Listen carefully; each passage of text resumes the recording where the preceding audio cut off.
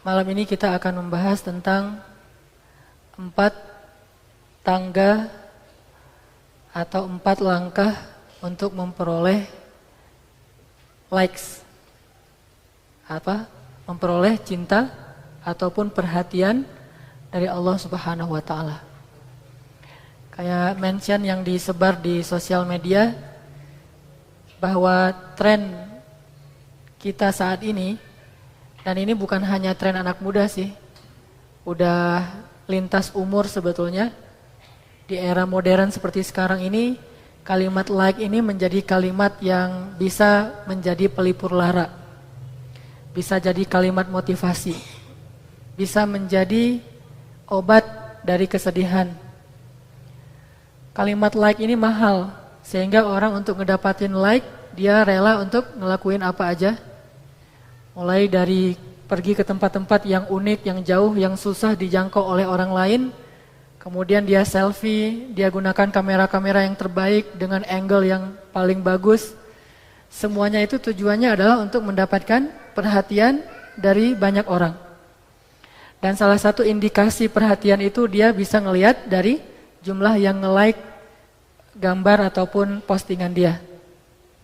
Dan semua orang merasa bahwa ada kebanggaan kalau yang nge-like postingan dia itu banyak. Sehingga muncullah yang kita kenal sekarang dengan istilah selebriti sosial media. Bahkan kadang selebriti sosial media inilah yang lebih banyak fans followersnya daripada selebriti yang sifatnya seniman. Dan ini sekarang mulai menggeser kedikdayaan media-media yang bisa disebut sama-sama modern, tetapi dia sudah mulai agak ditinggalkan karena kesibukan orang, udah gak sempat lagi duduk di depan televisi, sehingga informasi, entertain, segala macam itu bisa dia dapatkan dengan sosial media dan seterusnya. Nah, seiring dengan itu manusia mulai pengen eksis, tapi eksisnya pengen di hadapan manusia yang lain, pengen lebih terkenal, pengen lebih banyak yang tahu, pengen lebih banyak yang memperhatikan. Saking capernya kita di sosial media atau di beberapa grup media sosial kita, saking capernya kita senang banget mengganti-ganti status dan juga foto di DP kita supaya orang memperhatikan apa yang sedang kita alamin. Makin sedih, statusnya itu makin melankolis.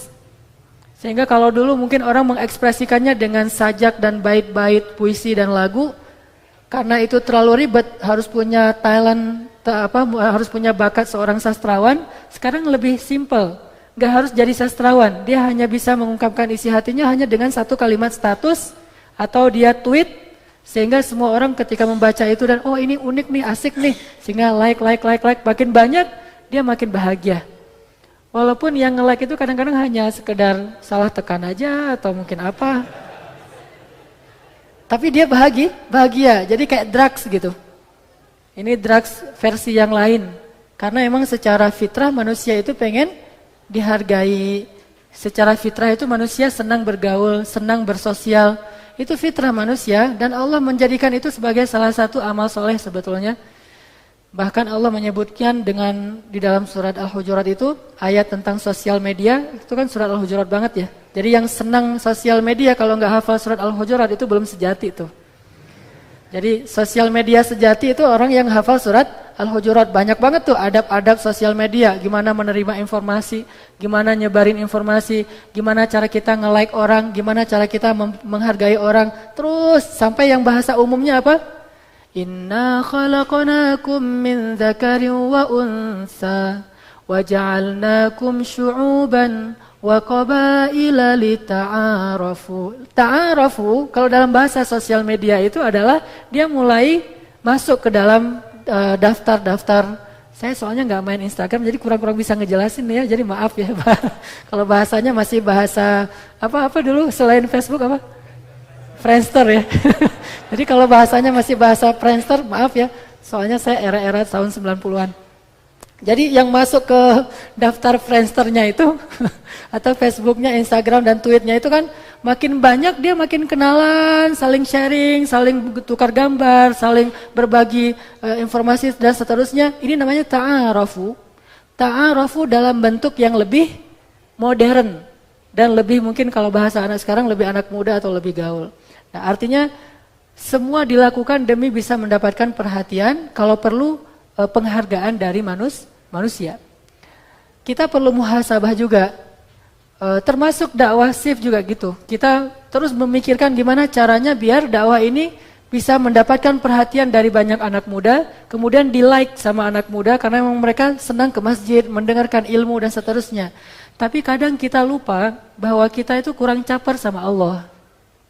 Kita itu kurang caper sama Allah. Jadi kita sekarang pengen belajar gimana biar bisa caper sama Allah. Biar dapat perhatian Allah, udah gitu nanti dapat likes dari Allah, kalau perlu dapat komentar dari Allah. Komennya Allah apa? Ulaika humul mu'minuna haqqan. Mereka tuh mukmin sejati tuh kata Allah. Atau Allah komen lagi, ulaika humus shadiqun. Mereka tuh benar tuh imannya tuh. Yang lebih keren lagi komentarnya, radhiyallahu anhum wa radu'an. Allah ridha banget sama dia dan dia juga ridha sama Allah. Kita pengen itu tuh, pengen dapat perhatian Allah, kemudian dapat Allah mau nekan tombol like kepada kita, kalau perlu Allah cinta sama kita, udah gitu nanti Allah komen yang hal-hal yang membuat kita semakin semangat di dalam Al-Quran dan hadis. Nah, ada 4 step yang perlu kita coba pelajari malam ini, gimana how to get more likes from Allah Subhanahu wa taala. Agar kita bisa menjadi orang yang selalu diperhatiin Allah, disebut-sebut sama Allah. Jadi kalau bahasa Nabi mah, Allah kalau suka ke seorang hamba, maka Allah akan menyebut nama hamba itu di majelisnya. Allah akan bilang kepada Jibril, Jibril sini Jibril. Dipanggil Jibril sama Allah. Labbaika ya Rabbi wa sa'adai, kata Jibril. Aku penuhi panggilanmu ya Allah. Ada apa ya Allah? Jibril, kamu bersaksi ya, aku tuh cinta sama si fulan. Disebut nama kita. Nama kita yang ada di KTP, di kartu pelajar kita tuh nama itu yang dipakai tuh. Kecuali nama kita di KTP itu susah dibaca. Kenapa susah dibaca? Allah nggak rela ngebacanya, soalnya namanya nama apa? Berhala. Namanya misalnya Dewi. Itu nggak bakalan di like sama Allah tuh. Jadi ganti namanya menjadi Aisyah misalnya. Ganti gimana Ustadz? Kan di KTP-nya namanya Dewi. Ganti panggilannya kunyah. Bukankah banyak sahabat itu namanya bukan nama yang kita kenal? Abu Bakar bukan nama aslinya. Nama aslinya Abdurrahman, tetapi nama kunyah, nama panggilan Abu Bakar karena dia punya putri yang cantik-cantik dan solehah sehingga dipanggil Abu Bakar. Bapak putri-putri yang cantik. Sama juga dengan yang lain-lain, dipanggil dengan nama kunyah. Ada sahabat yang namanya kutu pada hewan ternak. Bahasa Arabnya, ada yang ingat? Saya lupa istilah bahasa Arabnya, tapi terjemahannya tuh kutu pada hewan ternak. Kutu di onta, kutu di kuda, kutu di sapi tuh namanya kayak gitu. Ayahnya rela banget tuh kasih nama anak kayak gitu. Pas sudah masuk Islam, Nabi bertanya, siapa nama kamu? Dia sebutkan namanya, Nabi cemberut, kemudian Nabi mengatakan, nama kamu Abdullah. Namanya Abdullah. Karena Allah nggak mau nyebut nama-nama yang tidak baik di majelisnya yang mulia. Jadi majelisnya tuh mulia banget, sehingga nama yang nggak baik aja nggak pantas disebut. Sehingga Allah akan ganti dengan nama yang lain. Makanya kalau nama kita Dewi, namanya Wisnu, namanya apa? Siwa, Superman misalnya namanya. Apalagi namanya Tuhan, setan. Nah, ini nggak akan disebut nih. Jadi nama-nama kayak gini nggak bakalan disebut. Ya Jibril, aku cinta sama dia. Siapa dia ya Allah? Tuhan, kan nggak mungkin kan? Allah, la syarikalah, la ilaha illallah. Jadi nggak mungkin disebut nama yang kayak gini-gini. Nama yang disebut tuh misalnya Hanan, Darsis. Nama-nama yang baik, namanya Muhammad atau apapun lah, atau bahasa Sunda juga nggak masalah. Cecep, itu baik kan? Cecep apa artinya? Kasep kan ya? Cuma kalau diarabkan itu agak-agak susah dibaca. Jadi C kan dalam bahasa Arab tuh jadi shin. Jadi bacanya ship.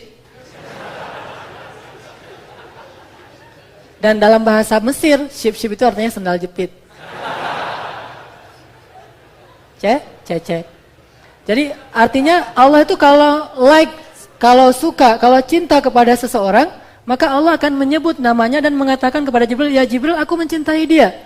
maka cintailah dia. Itu ultimatum tuh dari Allah. Allah suruh malaikat mencintai dia. Sehingga Jibril mengatakan kepada malaikat yang lain, kumpul kalian semuanya. Ketahuilah sesungguhnya Allah mencintai fulan. Aku mencintai fulan, maka cintailah dia. Sehingga seluruh malaikat mencintainya. Malaikat turun ke dunia mengatakan kepada seluruh makhluk di dunia kecuali jin dan manusia, sesungguhnya Allah mencintai fulan, Jibril mencintai fulan, kami mencintai fulan, cintailah dia. Bahkan seekor ikan hud di dalam lautan pun mencintainya dan mendoakan kebaikan untuknya. Ini kalau Allah yang nge-like. Kalau manusia yang nge-like apa untungnya bagi kita? Nggak ada untungnya. Selain mungkin lebih ke jadi seorang selebriti dan seterusnya. Justru kalau misalnya dia nge-like karena kita berbuat dosa, misalnya nge-like gara-gara kita memperlihatkan aurat, justru makin besar kan dosa kita. Tapi kalau Allah yang nge-like, seluruh dunia itu akan benar-benar langsung jadi selebriti tuh. Sekali Allah nge-like kehidupan kita atau karakter kita, kesolehan kita, langsung Allah umumkan ke seluruh dunia kecuali jin dan manusia yang dihijabi dari informasi ini. Manusia pun Allah kasih beberapa orang yang Allah karomahkan, muliakan, Allah kasih tahu kepada dia. Kayak cerita kemarin Uwais Al-Qarni. Ketika Allah nge-like Uwais Al-Qarni, walaupun Uwais gak pernah ketemu Nabi, Allah kasih tahu, "Hai Muhammad, aku suka sama dia tuh." Sehingga akhirnya Nabi mengatakan kepada para sahabat, dia itu dicintai Allah, diistijabah doanya oleh Allah. Akhirnya Umar dan Ali ngejar-ngejar Uwais. Ketika ketahuan Uwais ini dikejar-kejar Rasul dan sahabat, seluruh penduduk Yaman ngejar-ngejar Uwais sampai dia lari ke Irak. Sampai ketahuan meninggalnya dalam perang Siffin antara Ali dan Muawiyah. Itu pun ketahuan pas sudah dicari-cari di antara mayat atau syuhada. Artinya kalau Allah nge-like seorang hamba, maka seluruh makhluk juga akan nge-like dia sebagai orang yang baik. Dan didoakan. Doa orang-orang makhluk-makhluk yang tidak akan ditolak oleh Allah Subhanahu wa Ta'ala. Jadi pengen didoain sama hewan-hewan yang ada di sekitar kita. Didoain oleh burung, didoain oleh ikan, didoain oleh bahkan ulat dan dut. Kalau kata hadisnya, dut itu ulat yang di dalam tanah yang kecil banget, ngedoain. Semuanya tuh berdoa untuk kita. Apa doanya? Allahumma gfir lahu, Allahumma arhamhu. Allahumma gfir lahu, Allahumma arhamhu. Ya Allah ampuni dia, ya Allah ampuni dia, ya Allah. Jadi kita sehari-hari itu dapat ampunan terus dari para malaikat dan makhluk Allah yang ngedoain ampunan kita. Warhamhu, ya Allah sayangi dia, sayangi. Sehingga setiap hari itu sayangnya Allah kepada kita tuh nambah. Kenapa? Gara-gara kita udah ngedapetin like dari Allah. Makanya kita pengen belajar ini nih. Kalau ada seminar how to get more like in Instagram, in Facebook dan seterusnya, itu kan sampai ada seminar bayarnya mahal. Kalau sekarang kita buat semacam kajian kecil-kecilan, tetapi ini jauh lebih penting how to get more like from Allah Subhanahu wa Ta'ala.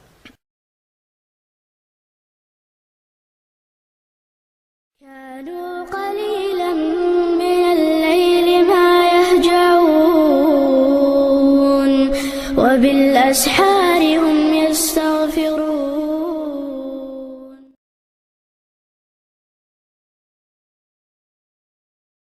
كانوا قليلا من الليل ما يهجعون وبالأسحار هم يستغفرون. 4 step untuk ngedapetin like dari Allah. Yang pertama, Allah itu suka banget sama orang yang bertaubat lalu belajar. Memperbaiki diri. Taubat dan taklim Allah nge-like banget tuh. Ini step pertama. Siapapun yang bertaubat, siapapun yang kemudian pengen belajar memperbaiki dirinya, semasa proses itu Allah suka banget sama dia. Setiap hari Allah nge-like dia dan ngasih tahu ke malaikat, ini hambaku, ini hambaku, ini hambaku. Terus Allah ngebanggain dia. Sampai Allah menyebutnya, ibadi, hamba-hambaku. Coba kita buka Al-Quran sekarang. Kita lihat salah satu di antara ayat tentang ini. Di dalam surat Az-Zumar. Surat 39 ayat 53. Ini ayat paling populer tentang taubat nih. Surat Az-Zumar, surat 39 ayat 53.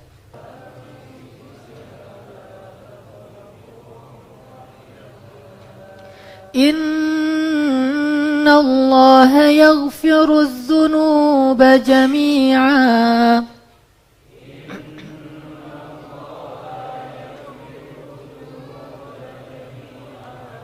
Innahu huwal ghafurur rahim.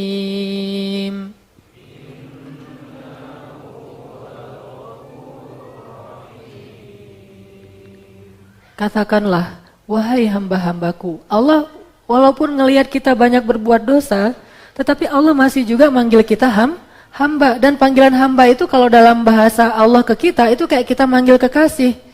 Kayak seorang ayah manggil anaknya, ya bunayya. Kayak seorang suami manggil istrinya, ya ana. Panggilan bahasa Arab itu yang paling lembut dari suami ke istri itu salah satunya adalah, ya ana, wahai saya gitu. Maksudnya tuh, wahai jantung hatiku. Jadi nanti di rumah, maaf ya yang jomblowers ya, ya ana gitu. Bukannya namanya Ana Mariana, bukan. Jadi emang panggilannya ya ana atau ya Hanini. Saya manggil istri saya Hanin, istri saya manggil saya Hanan. Hanin dan Hanan itu dalam bahasa Arab artinya kekasih. Jadi ya Hanini, wahai kekasihku, ya ana. Atau kadang-kadang istri saya manggil saya Bebe, Blackberry. Jadi dari kata baby. Jadi saya kalau di rumah tuh agak-agak gimana gitu ya. Makanya di luar kalau dipanggil, jangan panggil Bebe, itu menjatuhkan izah saya.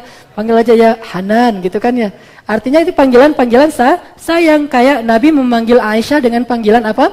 Ya Humaira, ya Aish. Humaira itu yang wajahnya kemerah-merahan. Aish itu yang lestari, yang bahagia. Dan orang Sunda nyebutnya ya Ais. Karena nggak bisa bilang Aish jadi Ais gitu. Itu bahasa Arabnya Aish. Nah, gitu tuh. Allah kalau sayang kepada seorang hamba manggilnya ibadi. Kayak Allah sayang kepada Nabi Muhammad enggak manggil Muhammad, padahal Muhammad itu artinya udah bagus, tapi ada yang lebih bagus yaitu abdi. Sehingga Allah mengatakan subhanalladzi asra bi'abdihi. Bukan bi Muhammadin, tapi bi abdihi. Allah nyebut Nabi Muhammad itu hamba Allah.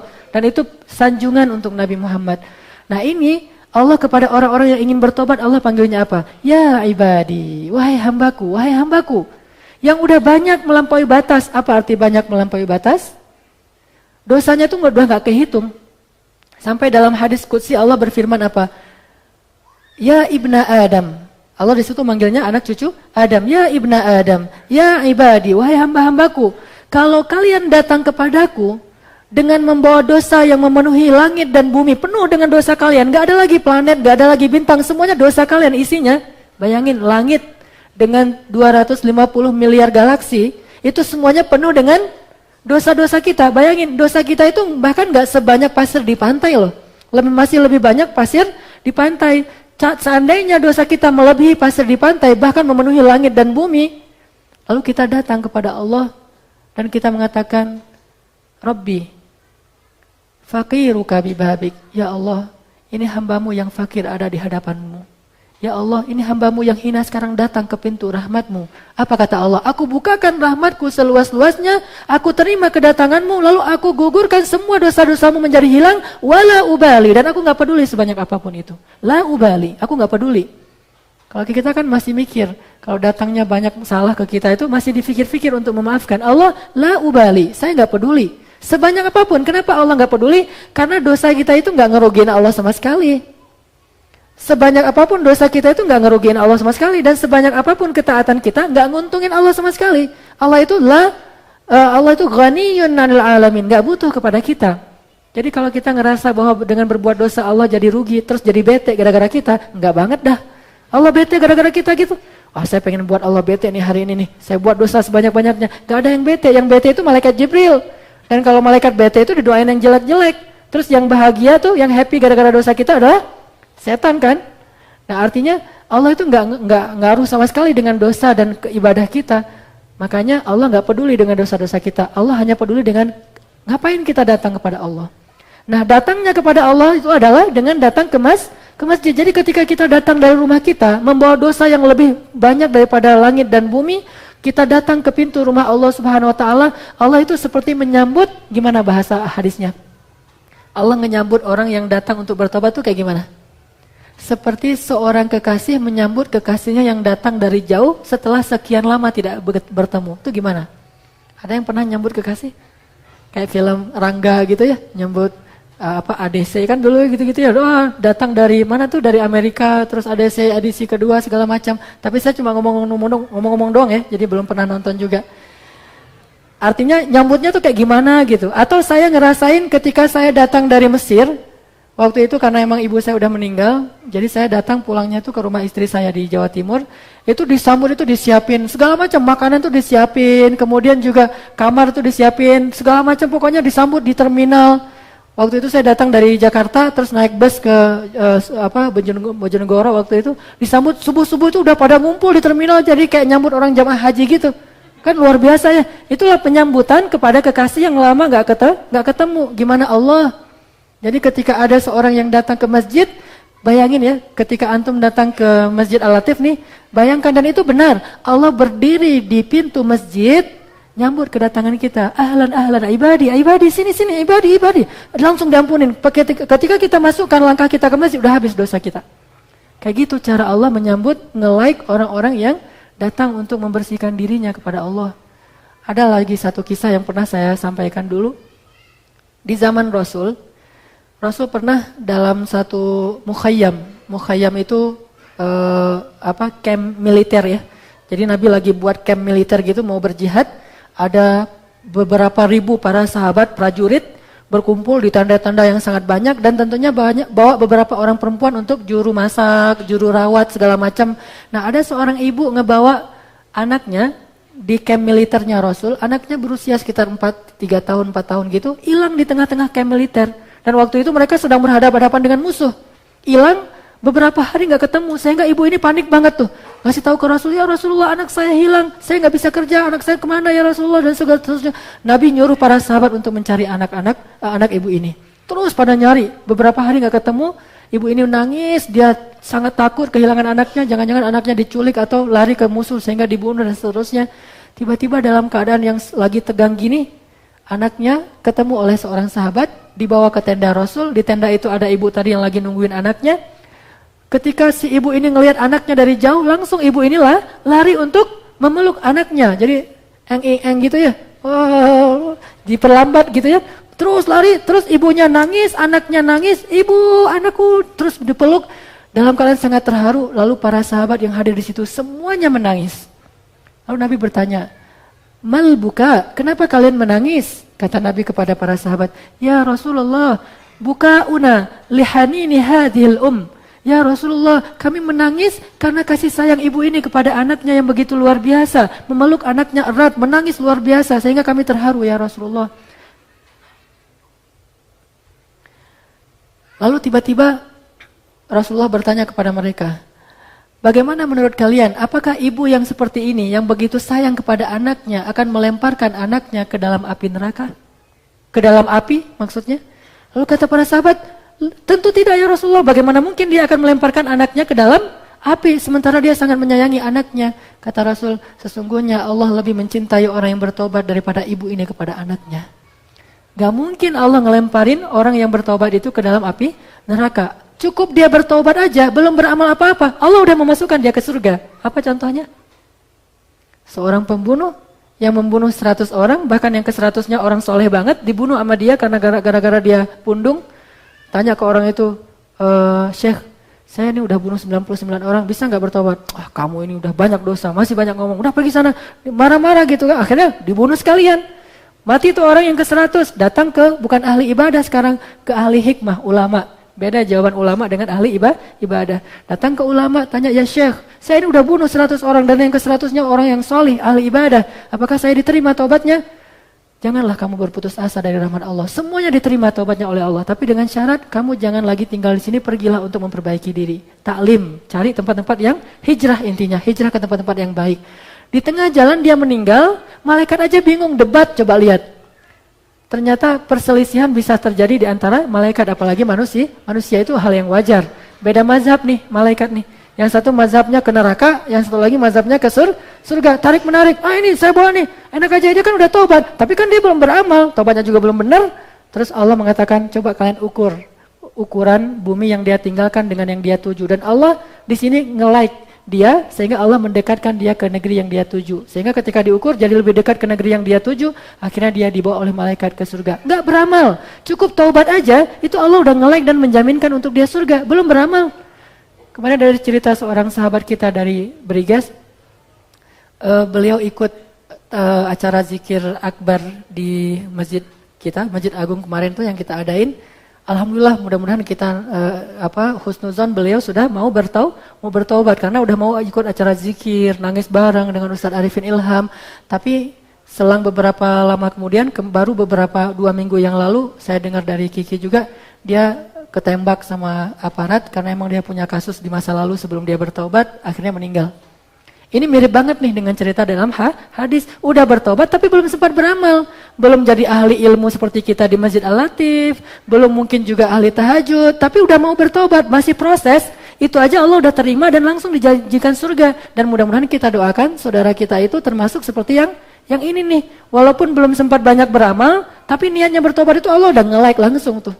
Tinggal kita bilang, astagfirullahaladzim ya Allah, saya pengen memperbaiki diri. Meninggal saat itu juga, udah selesai. Udah cukup itu untuk kita untuk masuk ke dalam surga. Terus gimana dengan dosa membunuh saya? Udah cukup. Gimana dengan dosa zina? Udah cukup. Gimana dengan dosa narkoba? Udah cukup.